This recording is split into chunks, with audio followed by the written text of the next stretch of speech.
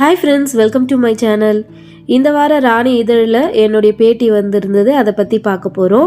அதுவும் மகளிர் தினத்தை முன்னிட்டு இந்த பேட்டி வந்ததில் எனக்கு ரொம்ப சந்தோஷம்.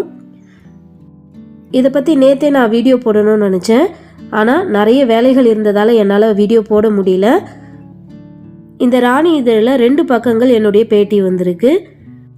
கிராமத்தில் இருக்கிற நான் இந்த அளவுக்கு வளர முக்கிய காரணம் நீங்கள் தான். நீங்கள் கொடுத்த சப்போர்ட்டால் தான் என்னால் இந்த அளவுக்கு ரீச் பண்ண முடிஞ்சிருக்கு. ஸோ ரொம்ப தேங்க்ஸ்.